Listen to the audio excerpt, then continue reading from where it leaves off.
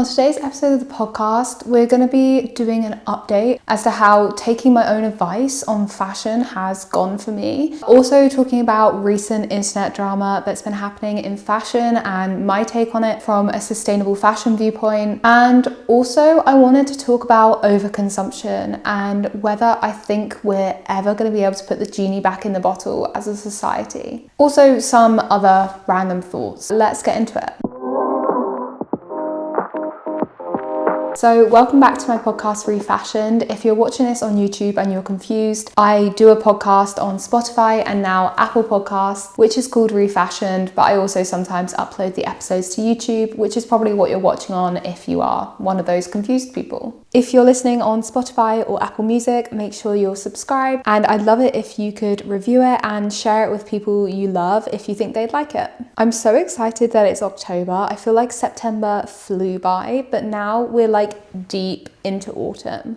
And I'm having an Ethel Cain autumn, by the way. I know everyone was like, brat girl summer into, what was it, like bovine pig autumn or something else like demure fall or whatever. I'm having an Ethel Cain autumn and I am loving it. Her song, American Teen, is like my go-to on repeat song right now. So if you haven't heard it, then I highly suggest it. But yeah, one of the things I've been thinking about a lot this autumn is the pieces that I said I wanted to buy for my autumn wardrobe back when I did those how-to videos talking about how to find your personal style and how to shop mindfully once you find something you think will fit your style. I use the example of a cable knit sweater that I've been wanting for years and have been putting off getting in my wardrobe as something that I was determined to buy this fall. And bless someone, they literally commented on one of my other videos the other day saying, how's the search for the cable knit sweater going? And I got so angry. I'm not at them, obviously. I was like, yeah, it's going fine. But in my head, I was like, do not ask me about this sweater because it's been the bane of my existence. And taking my own advice on waiting till you find the perfect item to buy something has been the bane of my existence.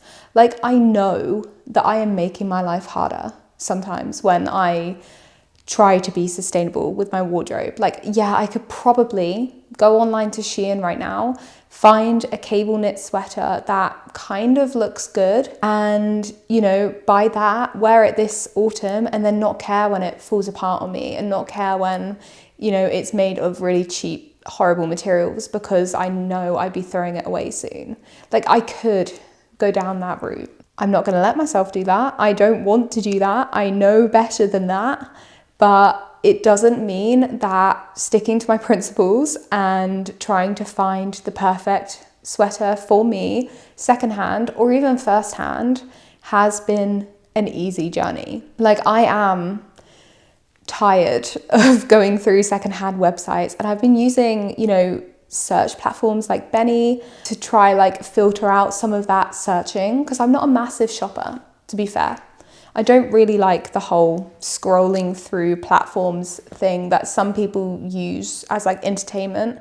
That has never been for me. Even going shopping in real life is not my favorite activity. So having like forcing myself to do that to find the perfect sweater hasn't been my favorite activity. And to be fair, I'm also trying to find a leather biker jacket, which I really wanted for my upcoming trip to Norway, which is why I've been really finding it annoying about taking my own advice of not buying something you're not 100% perfect with and knowing exactly what will make that item perfect.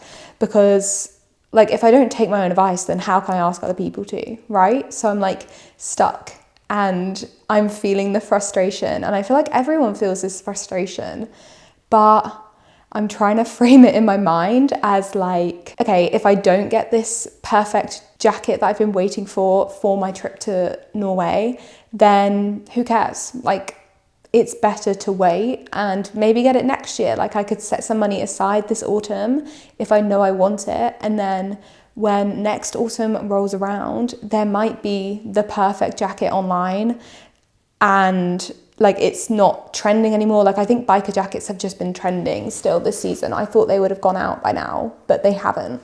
So like no one's selling theirs. But maybe next autumn they will be, and I will have some money set aside and I can put some more money towards it and I can find my perfect jacket. Like I just need to fight the urge that I have to impulse buy and like, I guess to just kind of fill that longing for something in my wardrobe as quick as possible. Like I need to see it as a journey, not a destination, and take my own advice.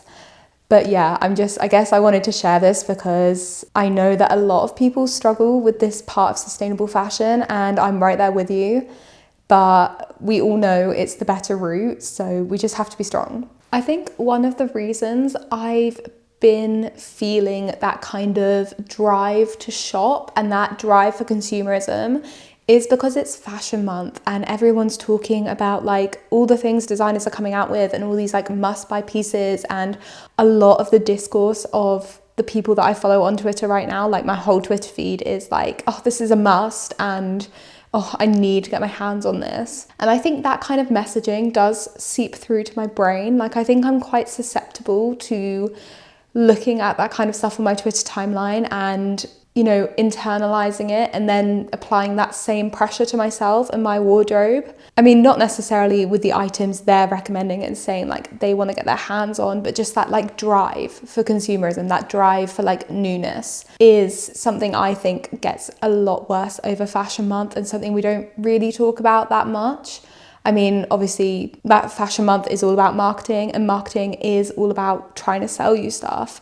But like, I feel like we don't need to extend that as much as we do to social media. Why are we doing the work of some brands by putting out tweets saying like, oh, this item from the runway is not a need, it's a must? It feels kind of weird to me. It's a very like consumerist mindset.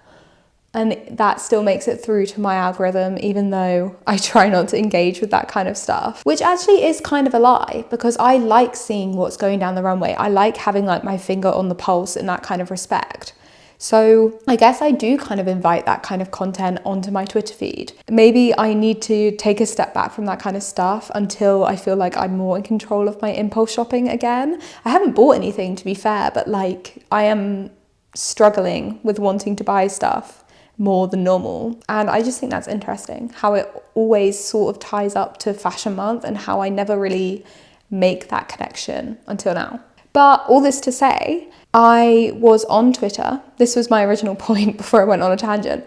I was on Twitter and I was seeing the Schiaparelli show. Is that how you say that, designer? I think so. I don't actually know how else you would say it. Schiaparelli. But let me know if I'm wrong. Anyway, I was seeing their show come up a lot on social media and a lot of people praising it for the designs and for the message behind their SS25 show, which I think was actually called Future Vintage. Like that was the title of the show, Future Vintage.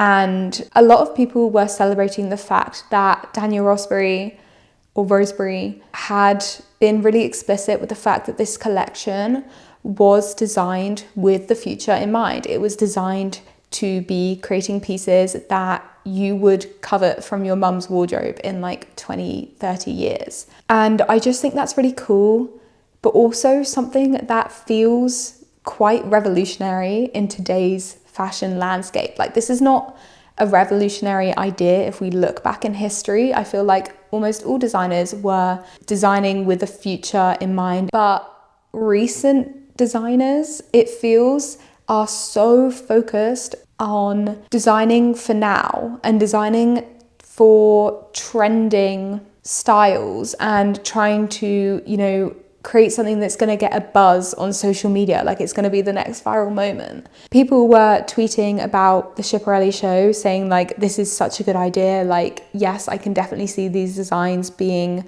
you know, still in fashion for years to come. And I just hate the fact that that feels revolutionary. It's like, I know runway fashion is seen as an art form and not everything we see on the runway is meant to be worn. It's more like an expression or, you know, a concept and whatever. But I still feel like in today's world, that doesn't really exist as much anymore. I feel like just with the state of luxury, fashion brands haven't been focusing on creating stuff that they can't sell on, like at least to a couple of people. And at the same time, it feels like they haven't been designing for people of the future, with the idea that their customers who are buying now are going to keep these designs in their wardrobes for years to come. It's such a paradox in a way. It's like, it feels like a very fast fashion mindset basically that luxury has slipped into. And I spoke about this in my recent video that came out on my channel, talking about how luxury fashion is as bad as fast fashion in a lot of respects. And I guess this is another example of that, the mindset that they've taken from fast fashion of pushing what's trending now and not thinking about the future and not thinking about the future of their garments and how long they'll last. It feels like that's taken over luxury fashion. And I'd love to know if you guys agree. Okay, we're not moving on from Schiaparelli yet because there was a little bit of drama that I also wanted to talk about. If you are not familiar with the designs that came down the runway, I didn't see all of them, I just saw the most viral pieces, but there was a pair of jeans that came down. If I were to describe them, basically like a normal pair of jeans, but the front kind of like caves down into more like a U shape, if you can imagine that in your minds, or if you're watching, I'll put a picture up. But that was really cool and they styled it in a really nice way. I think Kendall Jenner wore it with a corset. And that was just like one of the nicest looks I feel from the runway. But apparently this was actually a really, really similar design to a small designer on TikTok who'd gone viral in recent years for his design, which he calls squiggle pants. And basically he put out a TikTok after the Schiaparelli show, like addressing the fact that people had said to him that Daniel Rosberg had stolen his design and put it on his catwalk. And I really want to talk about how this person responded to the drama, because for one thing, I think they were really, really nice about it. And I think it's a compliment that me and Daniel Rosberg, the creative director of Schiaparelli, are designing the same things. And not to toot my own horn, but I designed it first 2 years ago. So that's the game. Do you know what I mean? I feel like he could have taken this whole response one way and jumped on the hype train and said like, no, he definitely stole my design. But the guy was basically saying that he didn't think this is what happened and that he thinks it's very possible for two people to come up with the same design. And he thinks that's what's happened here. But he was also honored with the fact that he and this famous designer for a luxury fashion house have come up with the same idea. And I just thought that was really nice. Like, it feels like on social media, we don't see a lot of people like giving people the benefit of the doubt like that. So I was pleasantly surprised when that was the tone of the video. But he also said something really interesting about the idea that this was copied. He said that even if Daniel Rosberg had copied his designs, it wouldn't be his worst fear. His worst fear would be a fast fashion brand copying his designs. Shen or H&M or some fast fashion conglomerate just started manufacturing them in bulk for super cheap. That would be my worst fear. But having Schiaparelli do something similar, I don't know. Yeah, it kind of sucks because they're obviously bigger and they've got a bigger reach than me, but it's low-key a compliment. Which I just thought was so interesting. I mean, yeah, it 100% makes sense. Like, if anyone's going to copy your design, you want a luxury fashion brand to be the one to do that over Shein, who could make a dupe of your designs and have a lot more people wearing them for cheaper and be missing out on the money.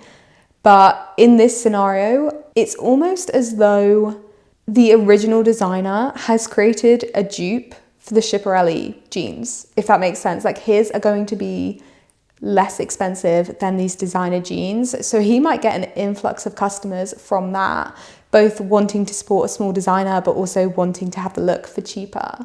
And I just thought that was so interesting that it's almost like the first case of a dupe being designed before the original. Obviously I know his is the original, but like often a luxury item is the thing that is duped. So yeah, that was just kind of interesting to me. The fact that he's had such a positive outlook on it and he's kind of turned it around and said like, okay, well, this has happened. I can either respond with anger or I can see it that more people might like my designs and shop them thanks to luxuries copying them or having a similar look. I do think though it would be cool if Schiaparelli reached out to this original creator if they see this and maybe, I don't know, offered him, collaboration, or they boosted something he's designed that fits with their theme alongside this. I don't know, just kind of to I think this guy should be rewarded, basically. I think he just handled it really nicely. Okay, speaking of Twitter, real quick, I did a tweet the other day because I was reading a report created by Shein that asked their consumers why they shopped on Shein. And the responses were just so funny that I wanted to speak about it on here too, because a tweet just wasn't enough for me.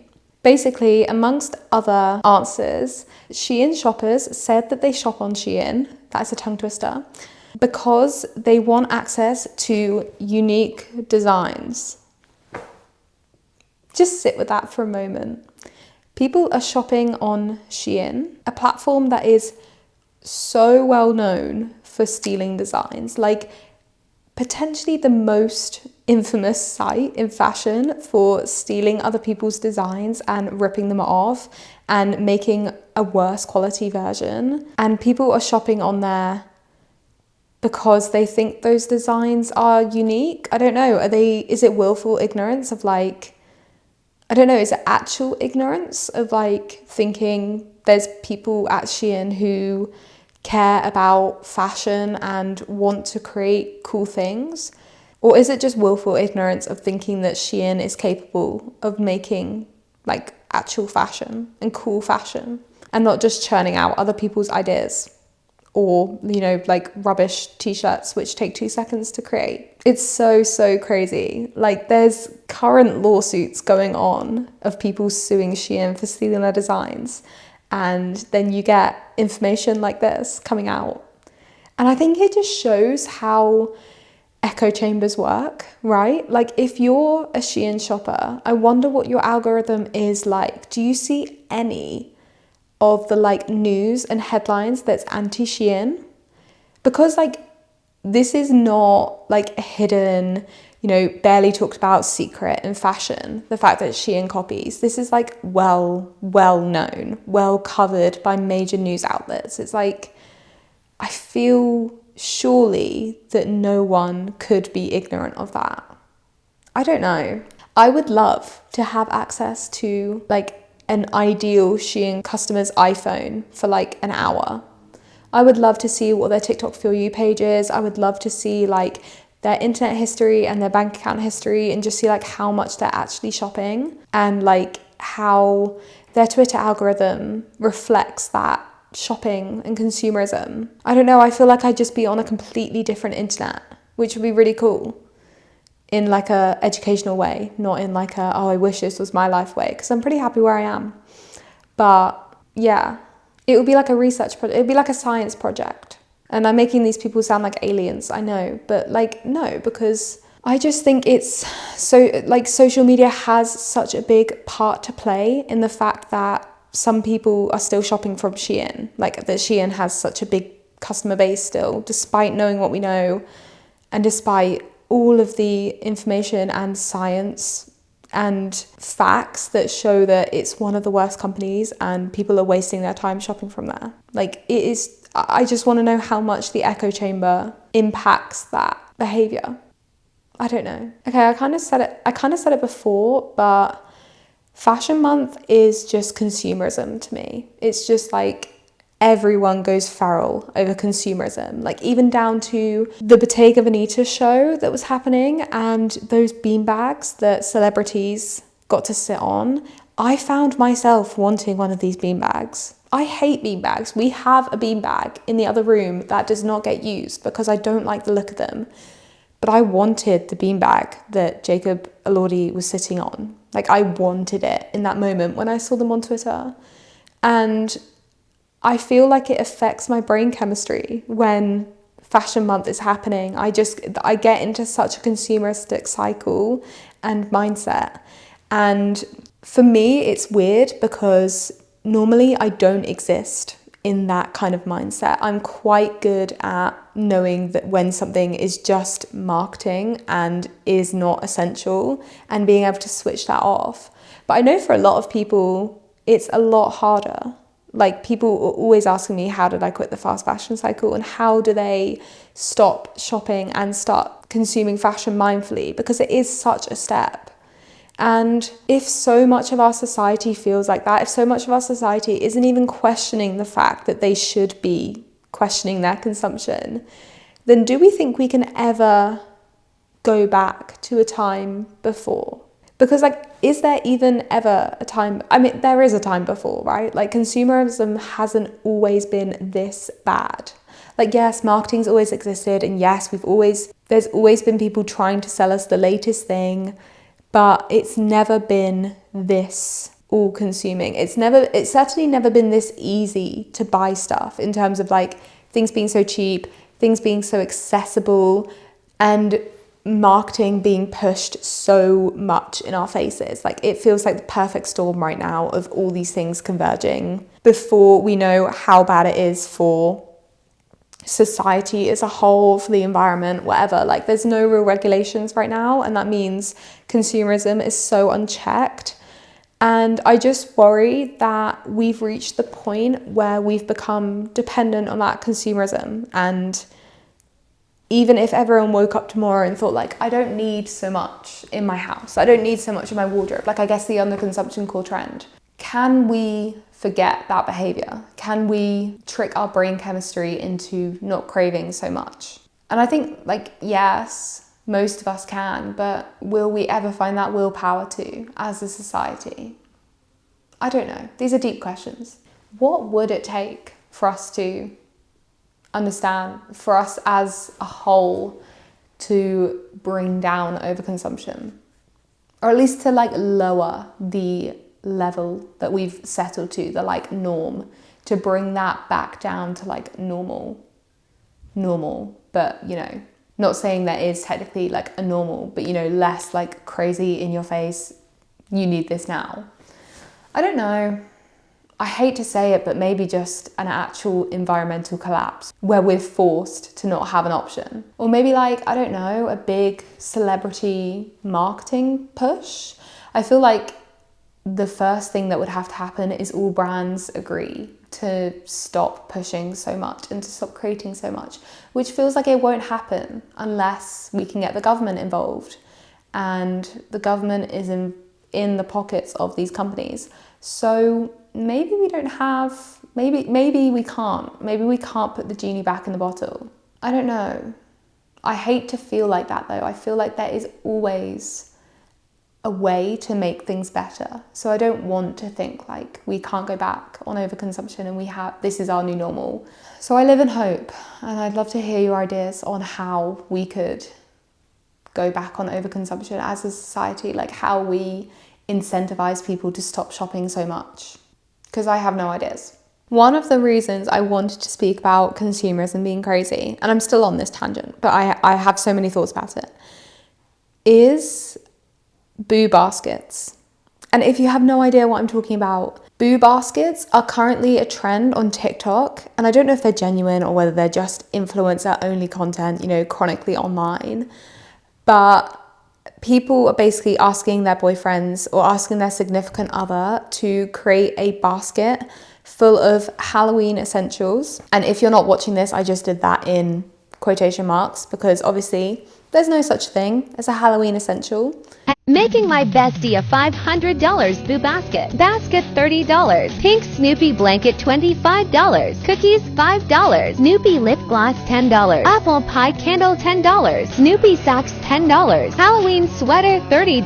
Uggs $130. But it's like soft blankets and pumpkin plushies and things that you don't need, basically, because there's absolutely no way that this has ever been a thing until now, right? A boo basket. Yeah, it's so cute. People are so good at making capitalism cute and like shoppable. I swear we like do the work for brands sometimes. It's just like people are so good at marketing stuff we don't need because they are a person. Does that make any sense? It's like, this is not cooked up by a marketing team somewhere in a high rise in New York. This is like one influencer at home who grabbed all this stuff together and put it into a really cute basket and arranged it really aesthetically and then said like, oh, my boyfriend got me a boo basket. Like, your boyfriend needs to do better. And I don't know if this is actually how it happened, but I could see this being how it happened. And then every single creator after that jumped on the fact that they could make this content and make money off the fact that people want to achieve this. Like the one TikTok I saw that got me into this whole thing, the comment section was not talking about what was in the basket. They were talking about the basket, and the influencer linked the basket on her TikTok shop, Like to Know It, some kind of like shoppable platform, I don't know, and was like basically like tagging the brand that they got it from and stuff. And it's just like, even the basket is shoppable content.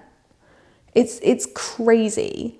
I mean, I'm sure we're going to be getting some content from influencers soon talking about Halloween outfits. I actually need to do a Halloween outfit, but I never buy anything. I mean, I think I bought, what did I buy?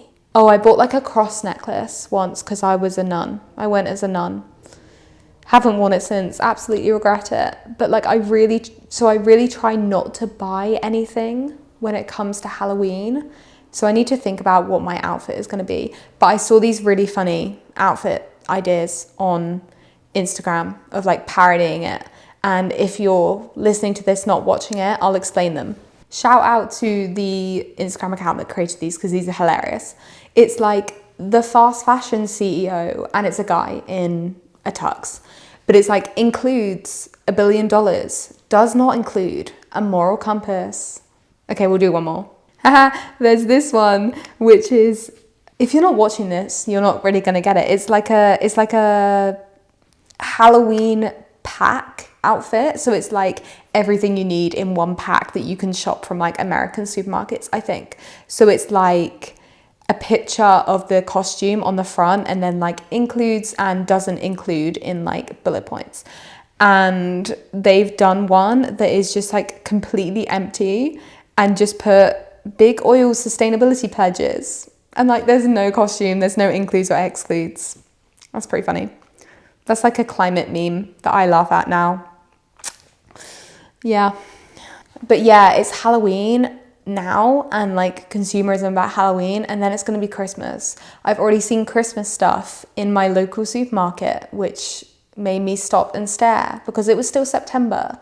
And I know they do this to like spread out the cost for people, like because Christmas is really expensive. I know that, which is nice and it's fine. But I follow like a daily newsletter for stuff happening in London. And they often do like also shoppable content, which I can't get away from. Unfortunately, I just normally ignore it.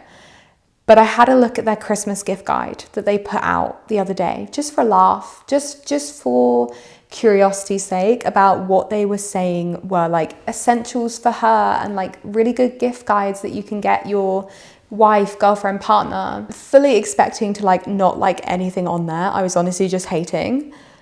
But I stumbled across something that was really, really cute, and I'll share it with you. Basically, one of the things they were saying would be a really nice gift is hand embroidering clothing for your loved one.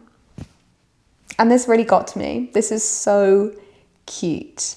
They were like particularly promoting a collaboration between a fashion brand and an embroiderer and like it was like price on request. So it sounded quite pricey, I'm not gonna lie.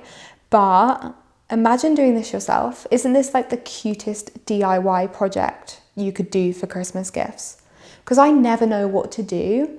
And I'm just thinking this might be like what I do this year, like teach myself how to embroider and just do really thoughtful gifts. But I feel like my family will not like it, and it will be more of like a thing for me. I don't know. I was thinking about doing like a Christmas tablecloth for my mum and like hand embroidering it with like little designs and stuff. But I don't know how well I will be able to do that.